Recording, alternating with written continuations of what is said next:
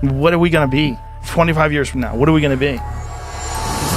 In 25 years, probably something like there could be a whole brain interface. Like almost all the neurons are connected to the sort of AI extension of yourself. The fear is that eventually you're going to have to cut the whole top of someone's head off and put a new top. If you want to go with full AI symbiosis, you'll probably want to do something like that. It will enable anyone who wants to have superhuman cognition. You already have a computer extension of yourself in your phone. The essential elements of an AI neural net are really very similar to a human brain neural net. The way your brain works right now, you've got the limbic system basically, and you've got the cortex. Cortex is much, much smarter than your limbic system. Nonetheless, they work together well. The computer, the AI, is like a third layer, a tertiary layer. Like that could be symbiotic with the cortex. It would be much smarter than the cortex.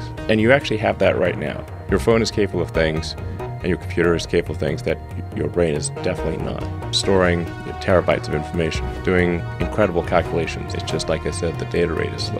The connection is weak.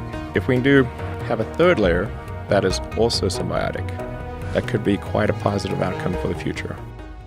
If humanity collectively decides that creating digital superintelligence is the right move, we should do so very, very carefully. The danger of AI is much greater than the danger of nuclear warheads. So why do we have no regulatory oversight? This is insane. I try to convince people to slow down AI, to regulate AI. This was futile. So-called AI experts is that they think they know more than they do. They define themselves by their intelligence, and they don't like the idea that a machine could be way smarter than them. I'm really quite close to the cutting edge in AI, and it scares the hell out of me. Usually there'll be some new technology that will cause damage or death. There will be an outcry. There will be investigation, eventually regulations. This all takes many years. If you can't beat it, join it. That's like the purpose of Neuralink, is to create a high bandwidth interface to the brain such that we can be symbiotic with AI.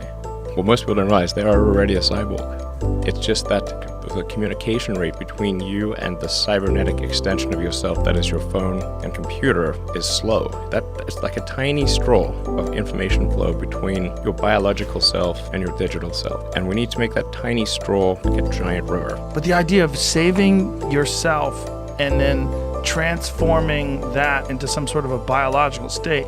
Solve the data rate problem, and then people may decide that they want to retain their biological self or not. I think they'll probably choose to retain their biological self. You literally could fundamentally change the way human beings interface with each other. You will be essentially snapshotted into a computer at any time. If your biological self dies, you could just upload into a new unit. Now, you wouldn't be exactly the same person, but you're also not exactly the same person when you wake up every morning. If you got disintegrated, but then got reintegrated immediately with no pain or anything, did you die?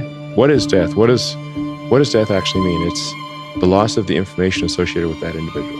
Like, or in a video game, you die a lot in the video games, but you then come back to a saved game state. And if you no longer have loss of information associated with that individual, death has no meaning. I mean, the possibilities are endless. If you've got like a version 10, Neuralink, whatever, far in the future, you could recall everything, the entire sensory experience. Emotions. Everything. Everything. If you could change what you think was your past, this whole thing experience. right now could be a replayed memory. It could be. Yeah. It may be.